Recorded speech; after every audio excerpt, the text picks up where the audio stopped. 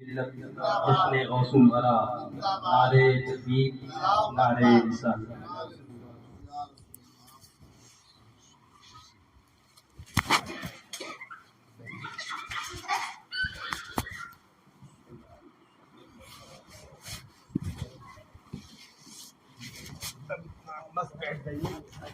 ادھر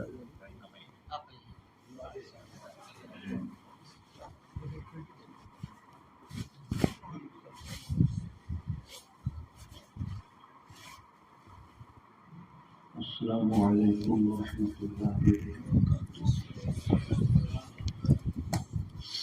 الحمد للہ رب العالمین والصلاة والسلام علی سید الانبیاء والمرسلین وعلی آلہ وصحبہ اجمعین، اما بعد فأعوذ باللہ من الشیطان الرجیم، بسم اللہ الرحمن الرحیم۔ قال الذی عنده علم من الکتاب انا آتیک بہ من قبل ان یرتد الیک طرفک۔ آمنت باللہ صدق اللہ مولانا العظیم وصدق رسولہ النبی الامین الکریم۔ انتہائی احترام و عقیدت کے ساتھ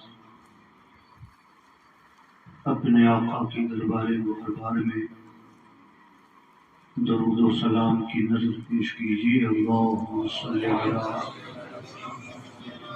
سیدنا و مولانا محمد معدن الجود والکرم وعلی آلہ وصحبہ وبارک وسلم، صلاۃ و سلاما علیک یا رسول اللہ۔ فقان گرامی،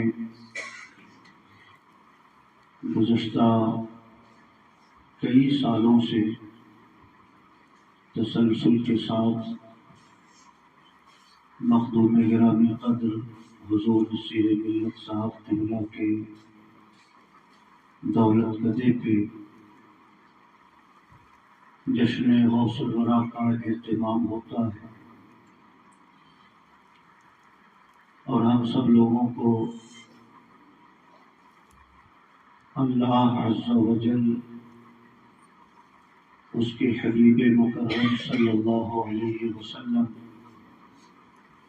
اور خصوصی طور سے غوث اعظم رضی اللہ تعالیٰ عنہ کی ذکر شریف کے سننے کا موقع ملا کرتا ہے۔ دعا کر لیجیے اللہ پاک اس مجلس کو اور اس مجلس میں آنے والے تمام حاضرین اور تمام شرکاء کی شرکت کو، تمام ذاکرین اور ان کے ذکر کو اللہ پاک اپنے کرم سے قبول فرمائے۔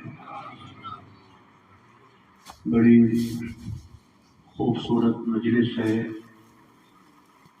اور آپ محسوس کرتے ہوں گے کہ شہر اور قصبے کی بڑی مجلسوں میں بھی وہ روحانی کیف نہیں ہوتا جو روحانی کیف اس مجلس میں ہم سب لوگ محسوس کرتے ہیں۔ اس سے ایسا محسوس ہوتا ہے کہ اس مجلس پر غوث اعظم رضی اللہ تعالیٰ عنہ کی توجہ خاص رہا کرتی ہے، اور وہ اپنے غلاموں کے حالات پر اپنی رحمتوں سے نظر رکھا کرتے ہیں۔ اس لیے آپ حضرات دل جمعی کے ساتھ، سکون کے ساتھ تشریف رکھیں۔ 9:15 بج رہے ہیں، 10 سوا 10 کے آس پاس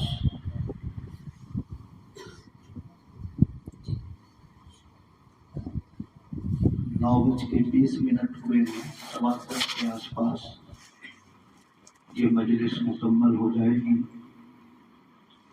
اور آپ حضرات تو توشہ قادریہ کا بابرکت تبرک کھا کر اور حضور نصیر ملت کی ضیافت اور ان کی مہمان نوازی سے مستفیض ہو کر اپنے گھروں کو واپس تشریف لے جا سکیں گے۔ درود پاک پیش کریں۔ اللہم صلی علی سیدنا و مولانا محمد معدن الجود والکرم وعلی آلہ وصحبہ وبارک وسلم صلاۃ و سلام علیک یا رسول اللہ۔ ہاتھ پکڑا ہے تو تا حشر نبھانا یا غوث، ہاتھ پکڑا ہے تو تا حشر نبھانا یا غوث، اب کسی حال میں دامن نہ چھڑانا یا غوث، اب کسی حال میں۔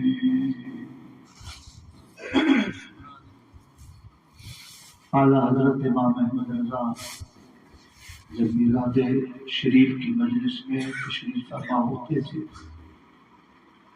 تو باوجود کہ پان بہت استعمال فرماتے تھے، مگر جب تک مجلس میں تشریف فرما ہوتے دو زانو ہو کر بیٹھے رہتے تھے، سر جھکا کر بیٹھے رہتے تھے، اور جب تک میلاد شریف کی مجلس چلتی رہتی نہ پان کھاتے تھے نہ چائے پیتے تھے، گویا وہ اپنے پیغمبر کو اعتقادی طور سے حاضر و ناظر نہیں سمجھتے تھے، بلکہ عملی طور سے بھی وہ اپنے پیغمبر کو حاضر و ناظر جانا کرتے تھے۔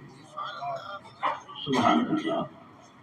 اس لیے یہ تصور کیجئے کہ غوث اعظم کے انوار و تجلیات اس مجلس پر جلوہ فرما ہے اور ہم سب ان کی بارگاہ میں استغاثہ پیش کر رہے ہیں۔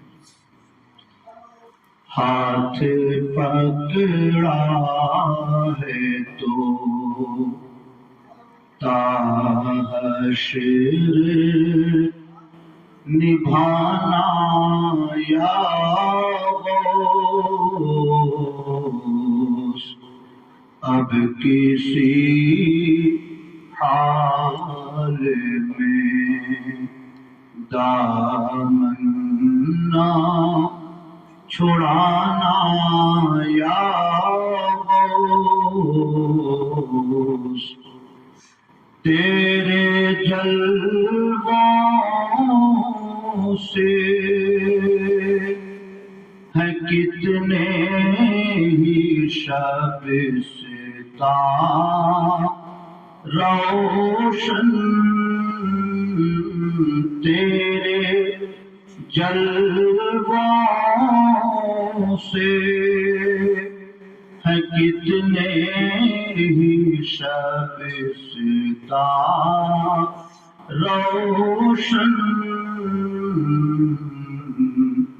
کوئی ایک شمع میرے دل میں جلانا یا غوث، ہاتھ پکڑا ہے تو تا حشر نبھانا یا غوث۔ اور اس منقبت کا سب سے خوبصورت شعر ہے یہ: کبھی آنکھوں میں کبھی خواب دل میں رہنا کبھی آنکھوں میں کبھی خانہ دل میں رہنا روح بن کر میری روح بن کر میری رگ رگ میں سمانا یا غوث اب کسی حال میں آخری شعر نسبت حلقہ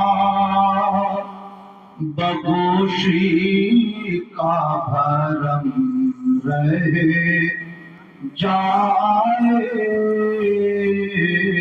نسبت حلقہ بگوشی کا بھرم رہے جائے بحر امداد بحر امداد میری قبر میں آنا یا غوث اب کسی حال میں دامن نہ چھڑانا یا غوث کسی مجدھار سے آواز تمہیں دیتا ہے کسی مجدھار سے آواز تمہیں دیتا ہے اپنے ارشد کو بلاؤں سے بچانا یا غوث اب کسی حال میں دامن نہ چھڑانا یا غوث ہاتھ پکڑا ہے تو درود شریف پڑھیں اللہم صلی علی سیدنا و مولانا محمد المعظم الجود والکرم وعلى آلہ وصحبہ وبارک وسلم صلاۃ و سلاما علیک یا رسول اللہ رفیقان گرامی اولیاء کرام اپنے غلاموں پر نظر رکھا کرتے ہیں اپنے غلاموں کی دستگیری فرمایا کرتے ہیں دور دراز کا سفر وہ کرتے ہیں اور اپنے غلاموں کے حالات پر ابر کرم بن کر برسا کرتے ہیں میں اس سلسلے میں نے قرآن شریف کی ایک آیت پڑھی ہے حضرت سلیمان علیہ السلام وہ جلیل القدر پیغمبر تھے کہ پوری دنیا پر ان کی حکومت تھی اگر کسی ملک میں تشریف لے جانا ہوتا ہواؤں کو حکم دیتے ہوائیں آپ کے تخت کو اڑا کر اس ملک تک اس خطے تک پہنچا دیا کرتی تھی صبح میں جب آپ کا دربار لگتا تو ہر حیوان کہ آپ کی مجلس میں حاضر ہوتا شیر چیتا ہاتھی، بھالو، پرندے، انسان، جنات سب آپ کی مجلس میں حاضر ہوتے تھے۔ کہیں تشریف لے جاتے تو ہدہد پرندے کو اپنے ساتھ لے جاتے تھے۔ ہدہد پرندے کو اللہ تعالیٰ نے یہ خوبی بخشی ہے کہ وہ فضاؤں میں اڑتے ہوئے بھی زیر زمین کہاں کہاں پانی ہے وہ دیکھ لیا کرتا تھا وہ پرندہ۔ اس لیے سفر میں اس پرندے کو حضرت سلیمان ساتھ رکھتے تھے تاکہ کہیں قیام فرمانا ہو تو وہ پرندہ پہلے بتا دے کہ حضور یہاں پر پانی ہے، یہاں نہیں ہے، یہاں قافلے کا ٹھہرنا مناسب ہے، یہاں مناسب نہیں ہے۔ گویا ہدہد پرندہ حضرت سلیمان علیہ السلام کو قیام کے سلسلے میں مشورہ دیتا تھا۔ ایک روز حضرت سلیمان سفر کے لیے تیار ہیں مگر ہدہد پرندہ غائب ہے۔ دیر ہو گئی، انتظار کرتے کرتے تو قرآن شریف میں اللہ پاک نے اس سے ذکر فرمایا ہے لَأَذْبَحَنَّهُ، آج وہ آیا تو میں اس کو ذبح کر دوں گا۔ سمجھ رہے ہیں؟ آج اگر وہ آیا تو میں اسے ذبح کر دوں گا یا سخت سزا میں اسے دوں گا۔ چونکہ حافظ نہیں ہوں اس لیے مجھے قرآن شریف کی وہ آیتیں یاد نہیں، جتنا میں نے پڑھا وہ بھی گوگل پہ سرچ کر کے پڑھا۔ اس لیے اپنی اولاد کو حافظ قرآن بنائیے تاکہ قرآن شریف کی برکتیں آپ کے گھر میں برستی رہیں اور اللہ پاک کی رحمتوں کا نزول ہوتا رہے۔ خیر، تھوڑی دیر کے بعد ہدہد پرندہ آیا۔ حضرت سلیمان نے پوچھا کہاں تھے تم؟ اس نے کہا حضور چلا تو تھا میں اپنے وقت پر، مگر راستے میں نے ایک عجیب منظر دیکھا۔ ایک عورت تھی، تخت پر بیٹھی تھی اور اس کے ملک کے جو لوگ تھے وہ سب اس کو سجدہ کر رہے تھے۔ اس کے خطے کے، اس کی مملکت کے جو لوگ تھے، چونکہ ایک بادشاہ کے اندر میں پوری دنیا تھی، اس لیے اس زمانے میں مملکتوں کی تقسیم اس انداز کی نہیں تھی جس انداز کی آج ہے۔ خیر، الگ الگ خطے کے الگ الگ بادشاہ ہوتے تھے، کوئی سرحدی حد بندی نہیں ہوتی تھی۔ تو اس پرندے نے کہا حضور میں چلا تو تھا وقت پر، مگر میں نے ایک عجیب منظر راستے میں دیکھا۔ ایک عورت ہے، تخت پر بیٹھی ہے اور اس کی رعایا اس کو سجدہ کر رہی ہے۔ میں نے اللہ کے سوا دوسروں کو سجدہ کرتا ہوا دیکھ کر بہت حیرت محسوس کی کہ کیا اس دنیا میں کوئی اللہ کے سوا بھی سجدہ کسی کو سجدہ کیا جاتا ہے؟ حضرت سلیمان ناراض ہوئے، فرمایا جو جنات حاضر تھے وہاں پر، انسان حاضر تھے، ہر مخلوق حاضر تھی، مخاطب ہو کر فرمایا تم لوگوں میں کوئی ہے جو اس عورت کا تخت اٹھا کر لے آئے یہاں پر تاکہ میں دیکھوں وہ ہے کون جسے لوگ سجدہ کرتے ہیں، اسے میں سزا دوں۔ فقال عفریت من الجن، ایک سرکش جن جو اسی مجلس میں تھا، اس نے کہا حضور آپ کی مجلس برخاست ہونے سے پہلے میں اس کا تخت یہاں لا کر حاضر کر دوں گا۔ مجلس برخاست ہونے سے پہلے کوئی 24 گھنٹے 72 گھنٹے اور 98 گھنٹے کی مجلس تو ہوتی نہیں ہوگی، صبح میں گھنٹے 2 گھنٹے کی مجلس ہوتی ہوگی۔ پھر حضرت سلیمان اپنی مملکت کا نظام دیکھنے کے لیے دنیا کے مختلف خطوں کا ہواؤں کے گوش پر سفر فرماتے ہوں گے۔ اس نے کہا حضور بس اتنا ٹائم دیجیے، آپ کی مجلس برخاست ہونے سے پہلے میں اس کا تخت لا کے رکھ دوں گا۔ حضرت سلیمان نے فرمایا نہیں، اس سے بھی پہلے اس کا تخت چاہیے۔ حضرت سلیمان علیہ السلام کے وزیر تھے آصف ابن برخیا،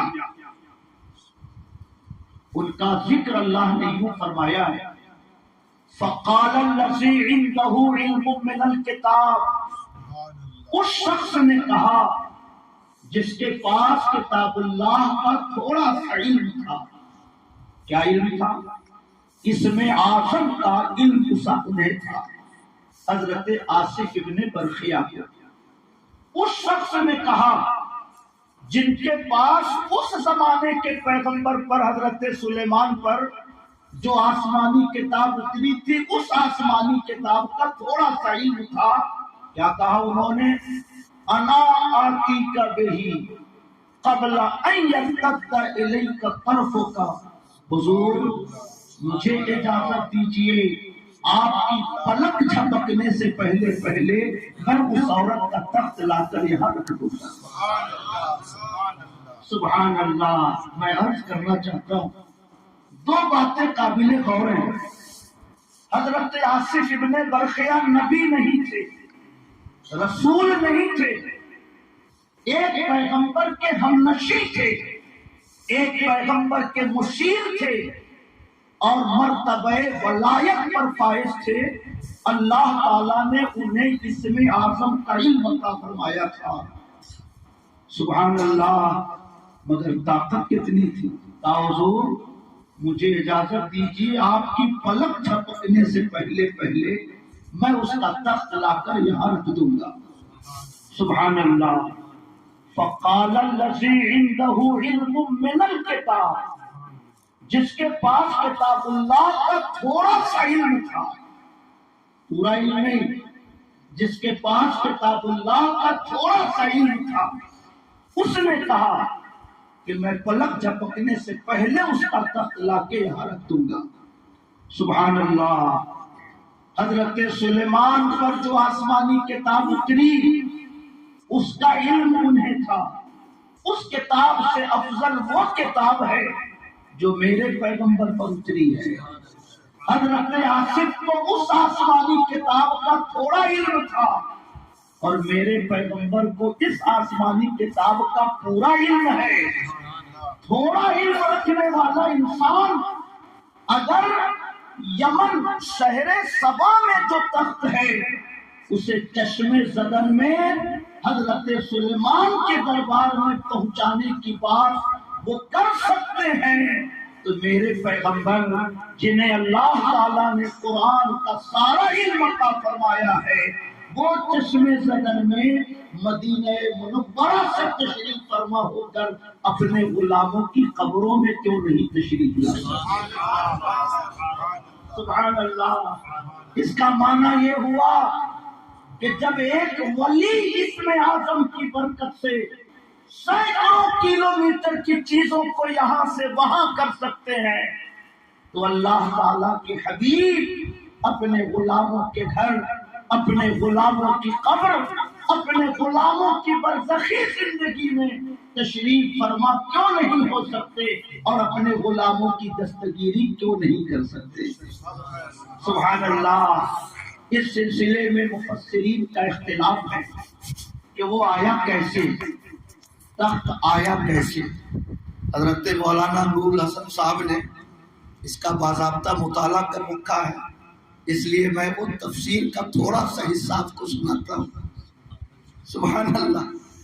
وہ فرماتے ہیں کہ اس سلسلے میں اختلاف ہے کہ تخت لایا کیوں، تو ایک قول یہ ہے کہ کسی فرشتے نے وہ تخت پہنچایا، دوسرا قول یہ ہے کہ حضرت جبریل امین تخت لے کر آئے، اور تیسرا قول جو زیادہ مشہور ہے کہ وہ حضرت آصف ابن برخیا نے اس تخت کے آنے کی دعا فرمائی، اور اللہ تعالیٰ نے زمین سے اس تخت کو ظاہر فرما دیا۔ یہ تفسیر طبری کی عبارت ہے۔ میں یہ عرض کرنا چاہتا ہوں، اس کا مطلب یہ ہوا کہ اللہ تعالیٰ کے ذکر سے جب کسی بندے کا باطن منور ہو جاتا ہے، جب اللہ تعالیٰ اس کے جسم کو لطافت عطا فرماتا ہے، تو ایک جگہ سے دوسری جگہ جانا، دوسری جگہ سے تیسری جگہ جانا بیک وقت سینکڑوں مقامات پہ ظاہر ہونا، سینکڑوں غلام کی دستگیری کرنا، دور اور قریب کی آوازوں کو سننا، اللہ تعالیٰ یہ ساری خوبیاں اپنے اس بندے کو عطا فرما دیتا ہے۔ سبحان اللہ۔ یہ حضرت آصف کا تذکرہ تھا، بڑی مشہور حدیث ہے۔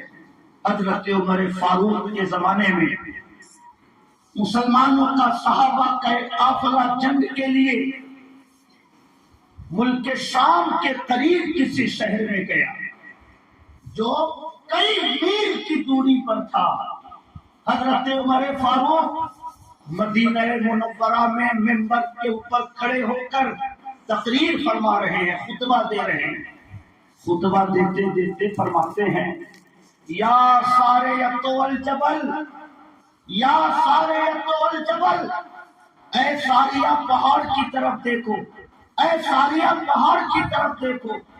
مسلم فوج کے کمانڈر کا نام حضرت ساریہ تھا۔ جب ان کو یہ آواز سنائی دی، پلٹ کے دیکھا تو پہاڑ کے اوپر سے غیر مسلموں کا لشکر حملہ کرنا چاہ رہا تھا۔ حضرت ساریہ نے مسلم فوج کا رخ بدل کر ادھر جنگ فرمائی اور اللہ تعالیٰ نے مسلمانوں کو کامیابی عطا فرمائی۔ اب مدینہ منورہ کے لوگ حیرت میں، حضرت عمر تقریر کرتے کرتے یہ کسے پکارنے لگے، مگر صحابہ کا جب وہ قافلہ وہاں سے جنگ کے بعد لوٹا، حضرت ساریہ سے لوگوں نے جنگ کے حالات پوچھے۔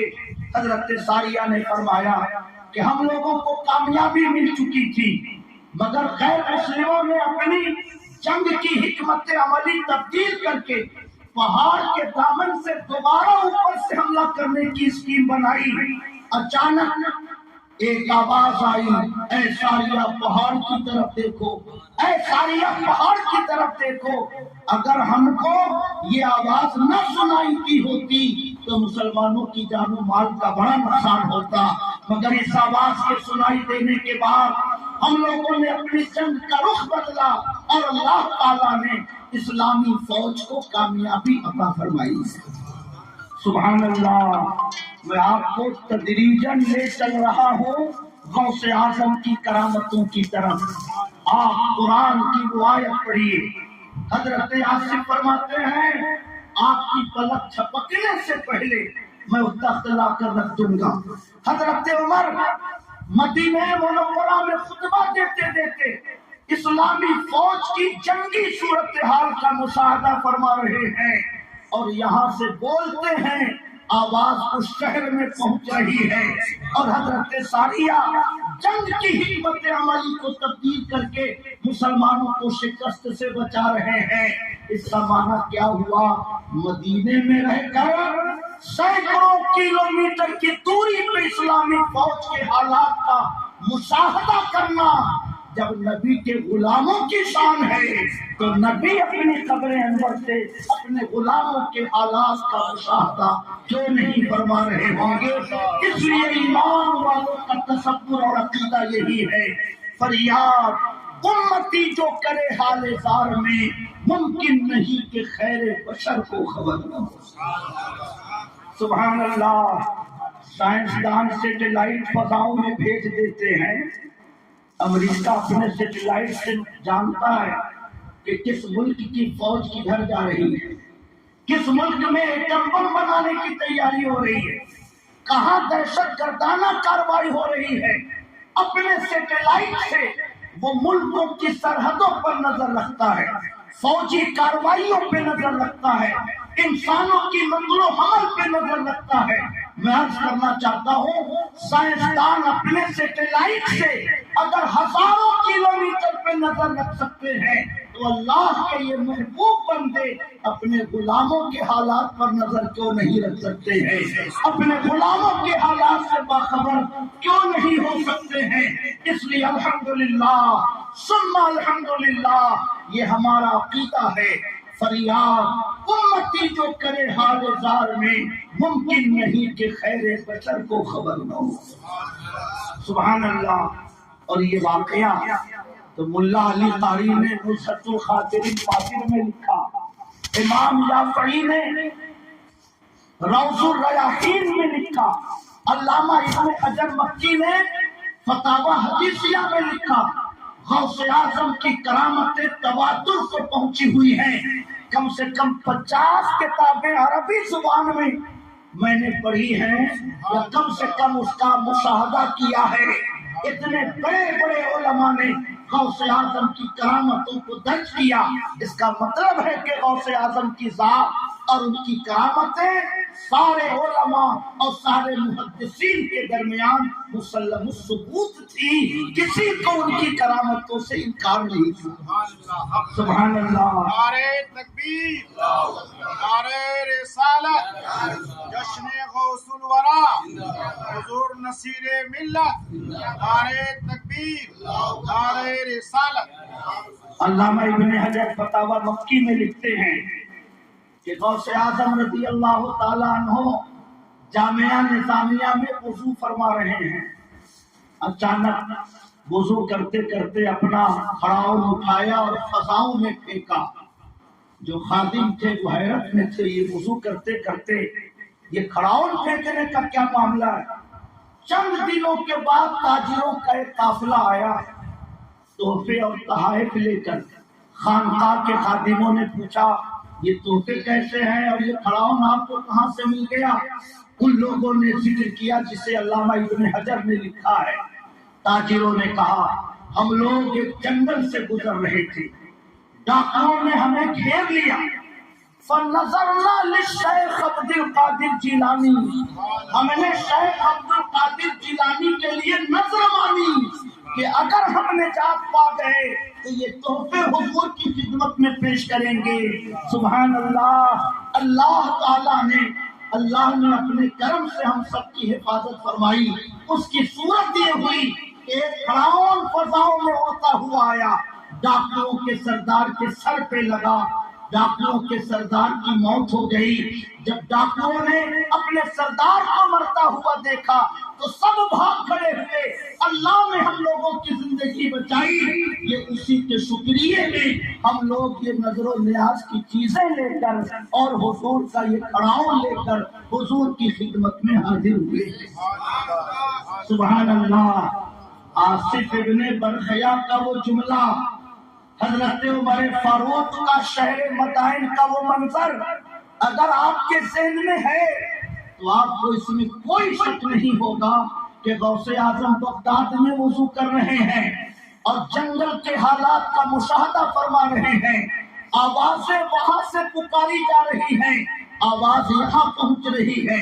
کھڑاؤن بھی کتنا باکمال فضاؤں میں اڑتا ہوا، غوث اعظم کے پکارنے والے کسی کے سر پہ نہیں لگا، ڈاکوؤں کے سردار کے سر پر لگا۔ میں عرض کرنا چاہتا ہوں غوث اعظم اگر اپنی خانقاہ میں تشریف فرما ہو کر اپنے غلاموں کے حالات کا جنگل میں مشاہدہ کر سکتے ہیں تو بغداد میں تشریف فرما ہو کر کاشانہ عزیزی میں آئے ہوئے اپنے غلاموں کے حالات کا مشاہدہ کیوں نہیں فرما سکتے؟ سبحان اللہ۔ جب ان کے گدا بھر دیتے ہیں شاہان زمانہ کی جھولی، محتاج کا جب یہ عالم ہے تو مختار کا عالم کیا ہوگا؟ سبحان اللہ۔ اس لیے میں آپ سب سے عرض کرنا چاہتا ہوں، دور کا سفر کرنا، دور دراز میں رہنے والے لوگوں کا مشاہدہ کرنا، لوگوں کی دشواریوں کو جان لینا، اذن الہی سے اس کی دستگیری کے لیے تشریف لے جانا، یہ وہ کمالات ہیں جو اللہ تعالیٰ اپنے نیک بندوں کو عطا فرماتا ہے۔ وہ ظاہری طور سے ہمارے بیچ میں رہیں تب بھی یہ کرامتیں ان سے ظاہر ہوتی ہیں، اور وہ دنیا سے تشریف لے جائیں تب بھی ان کی ارواح طیبات کے ذریعے ان کرامتوں کا ظہور ہوتا رہتا ہے۔ درود شریف پڑھیں، اللہم صلی علی سیدنا و مولانا محمد معدن الجود والکرم وعلی آلہ وصحبہ وبارک وسلم، صلاۃ و سلام علیک یا رسول اللہ۔ دو عبارتیں میں پڑھتا ہوں اور پھر اس کے بعد اپنی گفتگو ختم کرتا ہوں۔ دنیا تصوف کے ایک عظیم الشان بزرگ ہیں، امام عبد الوہاب شعرانی رحمۃ اللہ علیہ، یہ 974 ہجری میں ان کا وصال ہوا۔ ان کی کتابیں بہت مشہور ہیں۔ میزان الشریعۃ الکبریٰ یہ بہت مشہور اور بہت اہم کتاب ہے۔ ایک سفر میں حضور نصیر ملت نے ارشاد فرمایا کہ حضور حافظ ملت کے پاس یہ میزان الشریعۃ الکبریٰ تھی، اور کبھی کبھی میں دیکھتا تھا کہ حضرت جب خالی رہتے تو اس کتاب کا مطالعہ فرمایا کرتے تھے۔ سبحان اللہ۔ یہ امام عبد الوہاب شعرانی رحمۃ اللہ علیہ میزان الشریعۃ الکبریٰ میں نقل فرماتے ہیں، ایک محدث ہے امام ناصر الدین لاقانی، فرماتے ہیں کہ ایک شخص نے انہیں خواب میں دیکھا، پوچھا کیا حال ہوا آپ کا؟ انہوں نے عرض کیا کہ لوگوں کو کے دفن کرنے کے بعد منکر نکیر میرے پاس آئے، مجھ سے پوچھا مر ربوں کا ما دینوں کا، مگر ٹھیک اسی لمحے میں امام مالک رضی اللہ تعالیٰ عنہ میری قبر میں ظاہر ہوئے۔ فرشتے کا ہاتھ پکڑ کر کھینچتے ہوئے فرمایا کیا ایسا شخص بھی سوال کیے جانے کے لائق ہے؟ کیا ایسے اماموں سے بھی تم دین کا اور مذہب کا سوال کرو گے؟ امام مالک فرشتے کو کھینچتے ہوئے قبر سے باہر لے گئے۔ امام ناصر الدین لاقانی فرماتے ہیں کہ اللہ تعالیٰ نے مجھے جنت کی راحت و عشرت عطا فرمائی اور میرے گناہوں کو معاف فرمایا۔ سبحان اللہ۔ یہ امام عبد الوہاب شعرانی نے یہ نقل فرما کر آگے ارشاد فرمایا جمیع الائمۃ المجتہدین یشفعون فی اتباعہم، تمام ائمہ مجتہدین اپنے پیروکاروں کی شفاعت کرتے ہیں۔ اور آگے کا جملہ سنیے، وَيُلَاحِظُونَهُمْ فی شدائدہم، اور اپنے پیروکاروں کی مصیبتوں میں ان کا مشاہدہ فرماتے رہتے ہیں۔ فی دنیا، دنیا میں بھی، والبرزخ، برزخ میں بھی، ویوم القیامت، اور قیامت میں بھی، حتی یجاوز الصراط، یہاں تک کہ وہ ان کے مرید پل صراط پار ہو جائے، تب تک وہ اپنے پیروکاروں کے حالات کا مشاہدہ فرماتے رہتے ہیں۔ اور آگے لکھتے ہیں، غور سے سنیے گا، وَإِذَا كَانَ مَشَائِخُ الصُّوفِيَّةِ يُلَاحِظُونَ أَتْبَاعَهُمْ، جب مشائخ صوفیہ اپنے پیروکاروں کا مشاہدہ کرتے رہتے ہیں، وہ مریدیہم، اپنے مریدوں کا مشاہدہ کرتے رہتے ہیں، فی جمیع الاحوال، مصیبت کی گھڑیوں میں، والشدائد، پریشانیوں کے لمحوں میں، فی دنیا، دنیا میں بھی اور آخرت میں بھی، فکیف بالائمۃ المذاہب، جب صوفیہ مریدوں کے حالات کا مشاہدہ کرتے رہتے ہیں تو ائمہ مجتہدین کی شان کیا ہوگی؟ مجھے ایک قدم بڑھ کے کہنے دیجئے، ائمہ مجتہدین کی یہ شان ہے تو پھر غوث اعظم کی شان کیا ہوگی؟ غوث اعظم تو وہ ہے کہ صحابہ اور تابعین کے بعد اللہ تعالیٰ نے تمام اولیاء کرام میں غوث اعظم کو فضیلت عطا فرمائی ہے۔ صحابیت ہوئی، پھر تابعیت، پھر آگے قادری منزل ہے یا غوث۔ سبحان اللہ۔ صحابیت ہوئی، پھر تابعیت، پھر آگے قادری منزل ہے یا غوث۔ صحابہ کے بعد تابعین، اور تابعین کے بعد بس نمبر قادری منزل کا ہے۔ جب ائمہ مذاہب قبر و حشر میں مشکل حالات میں اپنے غلاموں کا مشاہدہ فرماتے ہیں، ان کی مدد و نصرت فرماتے ہیں، تو پھر صوفیہ کی جب یہ شان ہے، ائمہ مجتہدین کی یہ شان ہے، تو نبیوں کی شان کیا ہوگی؟ رسولوں کی شان کیا ہوگی؟ اور دنیا ولایت کے جو تاجدار ہیں غوث اعظم، ان کی شان کیا ہوگی؟ اس لیے غوث اعظم فرماتے ہیں، مریدی لا تخف واشن فإنی عصوم قاتل عند القتال، اے میرے مریدو کسی بھی دشمن سے نہ ڈرو، کیونکہ میں بہت ہمتی ہوں، میں بڑا بہادر ہوں، اور میدان جنگ میں قوت سے لڑا کرتا ہوں۔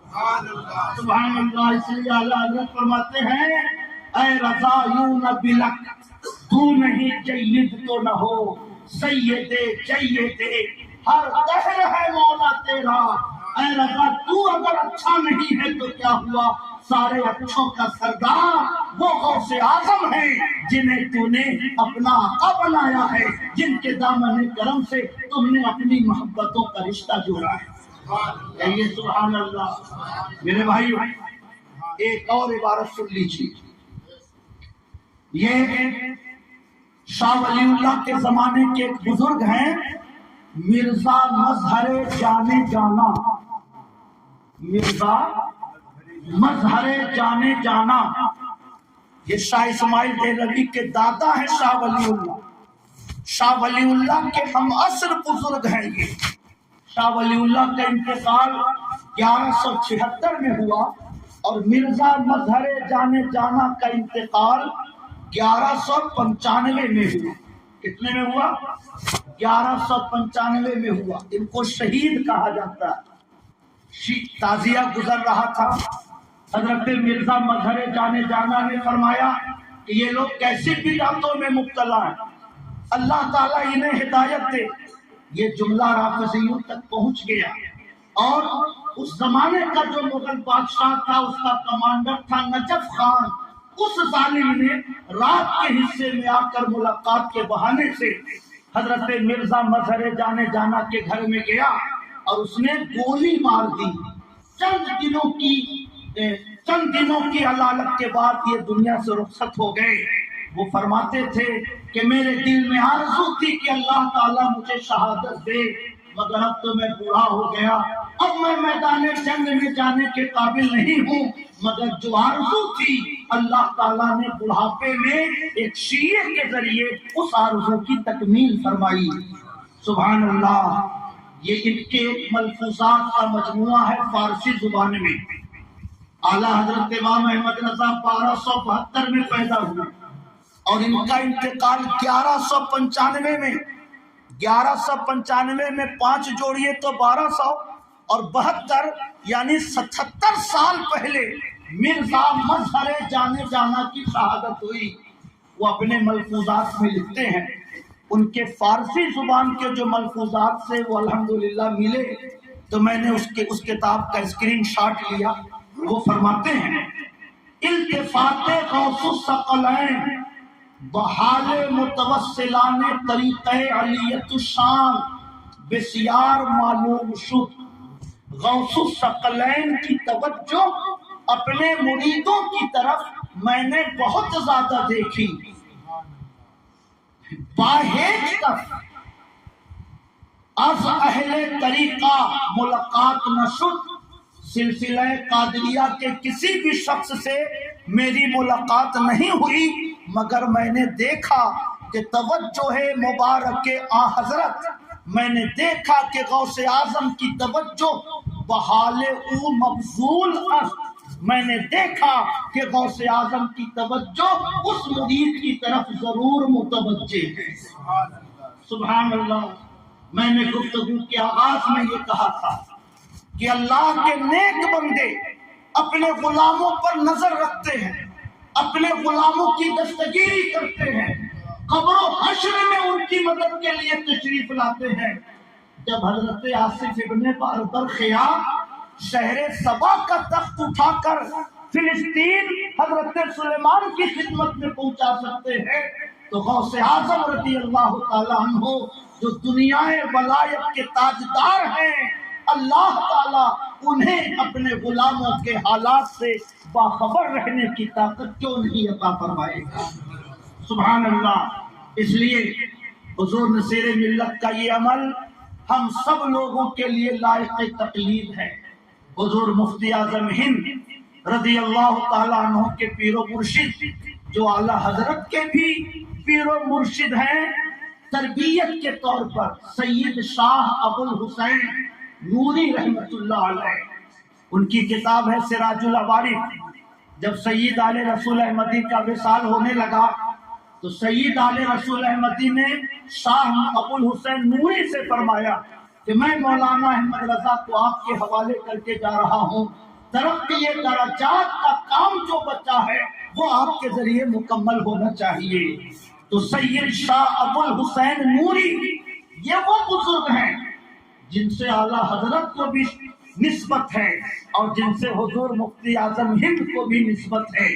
حضور اعلیٰ حضرت ماریرا شریف میں تھے، فجر کی نماز کے بعد سید ابو الحسین نوری نے فرمایا مولانا آپ کے گھر میں ایک بچہ پیدا ہوا ہے، بچہ پیدا ہو رہا ہے بریلی میں، اور ابو الحسین نوری دیکھ رہے ہیں ماریرا میں آپ کے گھر میں بچہ پیدا ہوا ہے، بڑا بابرکت بچہ ہے، میں جب بریلی آؤں گا تو میں اسے مرید کروں گا۔ اور جب پہلی بار سید شاہ ابو الحسین نوری تشریف لے گئے، چھوٹے سے بچے کے منہ میں انگلی ڈال کر مرید فرمایا، اور تمام سلاسل کی اجازت اسی بچپن کے زمانے میں سید ابو الحسین نوری نے عطا فرما دی۔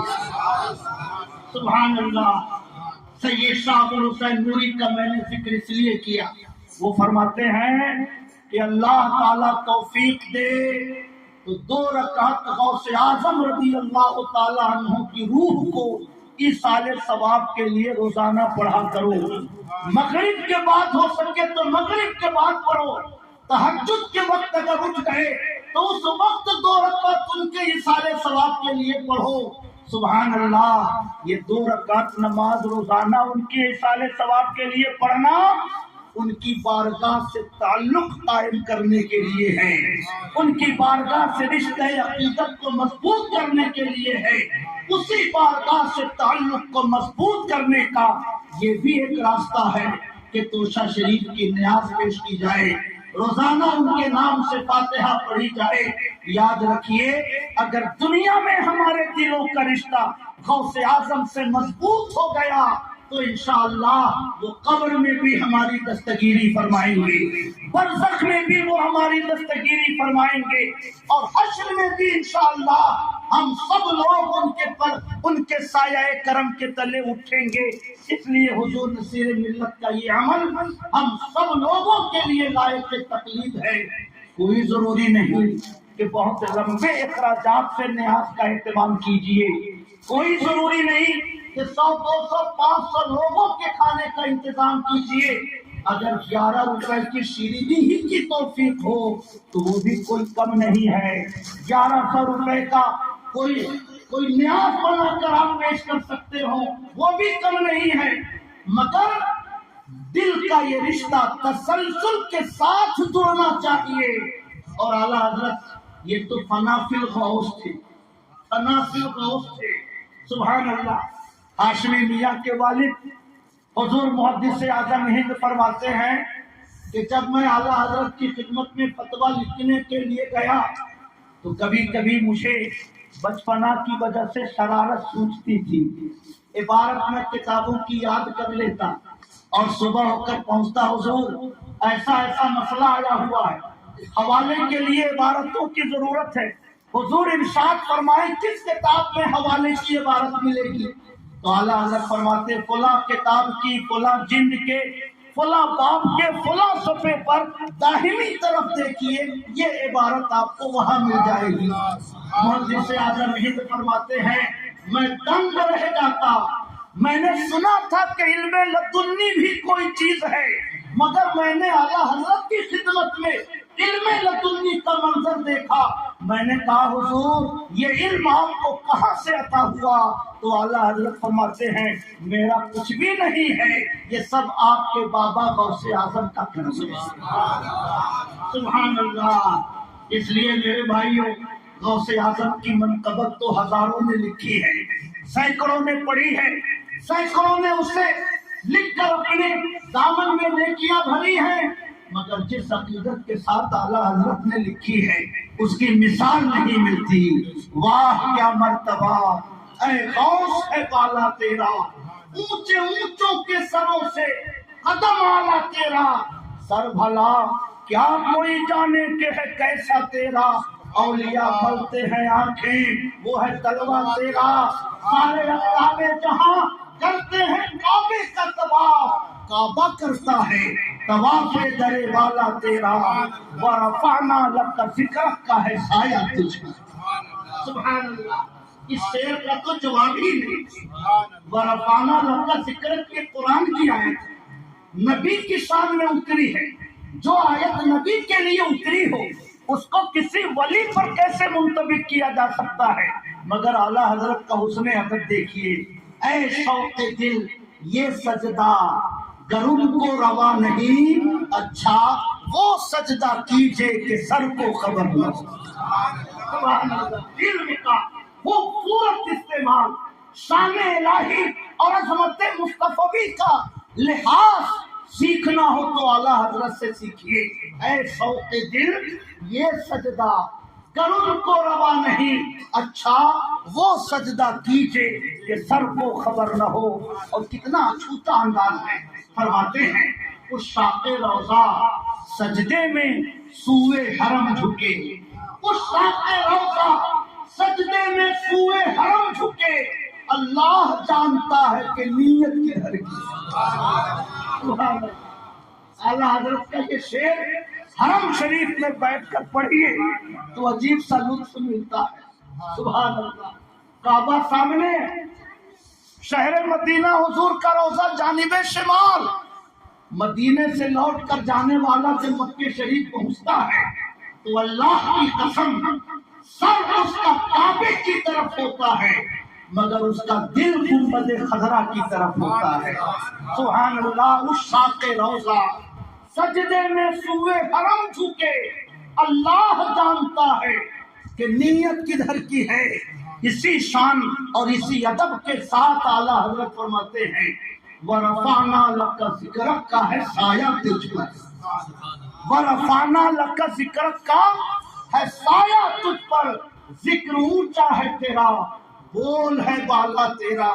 اور اخیر میں فرماتے ہیں اے رضا یوں نہ بلک تو نہیں جید تو نہ ہو، سید جید ہر دہر ہے مولا تیرا۔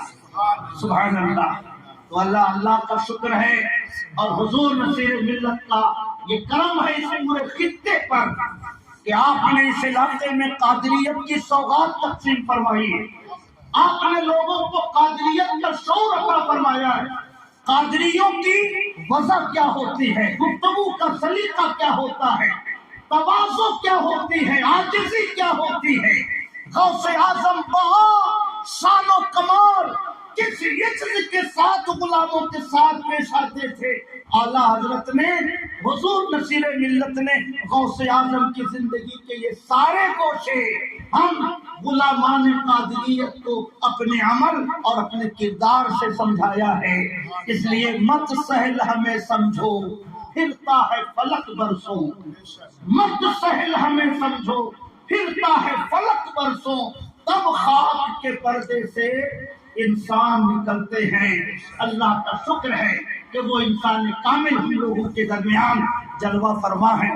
سب لوگ دعا کیجیے اللہ پاک ان کی عمر لمبی فرمائے، ان کی حیات دراز فرمائے، اور علم و فن کی یہ انجمنیں جو آپ کے دم قدم سے آباد ہیں، روشن ہیں، اللہ پاک ان انجمنوں کو اسی طرح علم کی روشنی تقسیم کرنے کی توفیق عطا فرمائے۔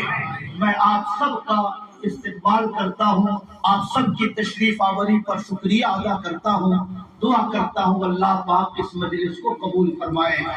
خدا کے فضل سے ہم پر ہے سایہ غوث اعظم کا، ہمیں دونوں جہاں میں ہے سہارا غوث اعظم کا۔ سبحان اللہ، فرشتے روکتے کیوں ہو ہمیں جنت میں جانے دو، فرشتوں روکتے کیوں ہو ہمیں جنت میں جانے دو، یہ دیکھو ہاتھ میں دامن ہے کس کا، غوث اعظم کا۔ السلام علیکم ورحمۃ اللہ وبرکاتہ۔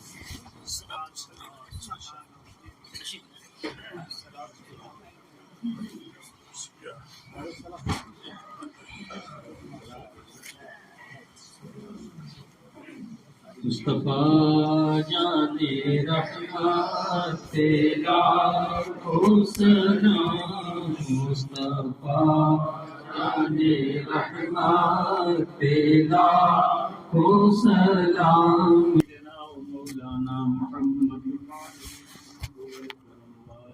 وصحبه وبارك وسلم شجرة طيبة أصلها ثابت وفرعها في السماء یا الہی رحم فرما مصطفیٰ کے واسطے، یا رسول اللہ کرم کیجیے خدا کے واسطے، مشکلیں حل کر شہ مشکل کشا کے واسطے، کربلائیں رد شہید کربلا کے واسطے، سید سجاد کے صدقے میں ساجد رکھ ہمیں علم حق باقی علم خدا کے واسطے، صدق صادق کا تصدق صادق الاسلام کر، بے غضب راضی ہو کاظم رضا کے واسطے، بڑے معروف ہو سری معروف دے بے خود سری، جند حق میں گن جنید باصفا کے واسطے،